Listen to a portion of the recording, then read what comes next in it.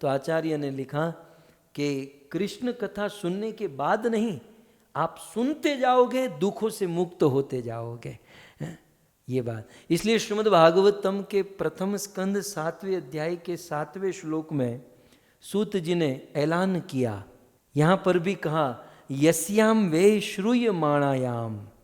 यस्याम, यस्य माने यदि कोई व्यक्ति वही निश्चित ही श्रीमद् भागवत को, भागवत कथा को श्रूयमाणायाम सुनता है, तो ये श्रूयमाणायाम क्रिया वर्तमान काल में है।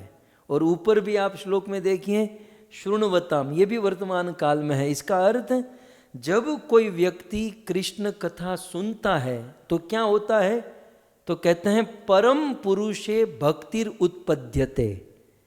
वो परम पुरुष भगवान श्री कृष्ण में भक्ति कर रहा है। बहुत सुंदर बात। कई बार कुछ लोग कहते हैं ना, कथा तो सुन लिया, अब भक्ति कब करोगे?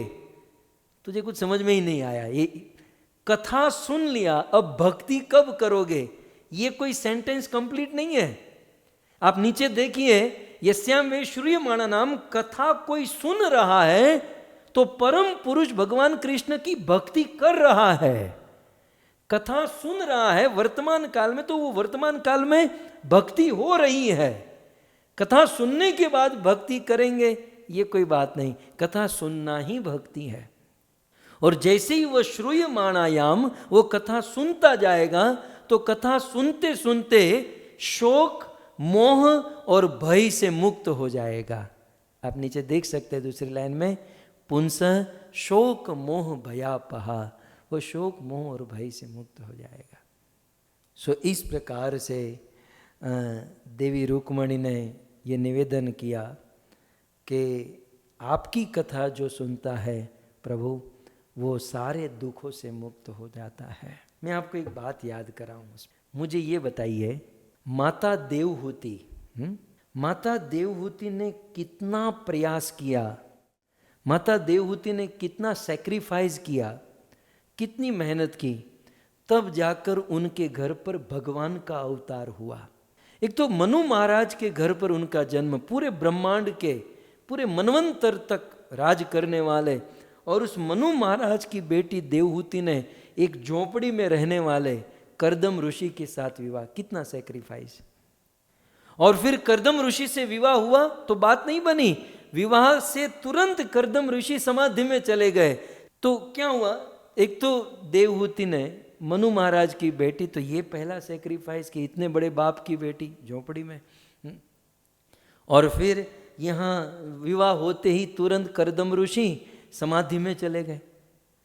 अब वो बेचारी शादी करके आई है और पति समाधि में चला गया। समाधि माने भजन भक्ति सेवा में लग गया कि पत्नी के ऊपर ध्यान ही नहीं दे पाया। फिर भी माँ देवहूति ने सेवा की, अपने पति को प्रसन्न किया, और 60 साल के बाद कर्दम ऋषि की समाधि खुली। तो पहले तो वो भूल ही गए थे कि मेरी शादी हुई है। तो उन्होंने कहा, माता जी आप कौन? बोले मैं आपकी पत्नी हूँ, याद नहीं है? बोले अच्छा अच्छा, हाँ हमारी शादी हो चुकी है। फिर कर्दम ऋषि ने कहा, चिंता मत करो, मेरे से गलती हो गई, मैंने आपको कोई सुख नहीं दिया, लेकिन चिंता मत करो, मैं आपको सुख दूंगा। फिर कर्दम ऋषि ने अपनी भक्ति और तप के बल से देवहूति को बिंदु सरोवर में भेजा, वहाँ स्नान किया तो वो अप्सराएं उनको सुंदर अमृत का पान कराई, शरीर पुष्ट हुआ। भागवत में कहता है ना, फिर बहुत बड़े विमान में कर्दम ऋषि माँ देवहूति को लेकर गए और कई दिनों तक विचरण हुआ। फिर अनेक कन्याओं का जन्म हुआ, और फिर भगवान कपिल देव का जन्म हुआ। श्री कपिल देव भगवान की जय। सुंदर गृहस्थी में भगवान कपिल देव का, आप ये पूरा याद रखिएगा, कितना सेक्रीफाइस, कितनी मेहनत, कितना टाइम, और भगवान कपिल देव जन्म लिए। और फिर कर्दम ऋषि संन्यास लेकर चले भी गए, और ये सारा उपक्रम हो जाने के बाद फिर एक दिन माँ देवहूति अपने पुत्र भगवान कपिल देव के चरणों में बैठती हैं और बैठकर कहती हैं, प्रभु बताइए मुझे क्या करना चाहिए। अब आप देखिए, एक स्त्री है, इतना सेक्रीफाइस किया, इतना भजन साधन ये वो बहुत कुछ किया, और भगवान उनके घर पर बेटा बनकर आ गया।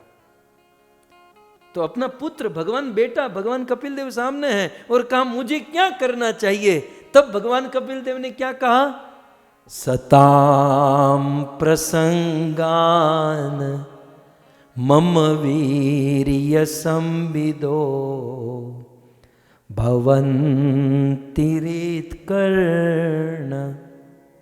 रसायणा कथा तजोषणादा अपवर्ग वर्तमनी श्रद्धारतिर्भक्तियनुक्रमिष्यति।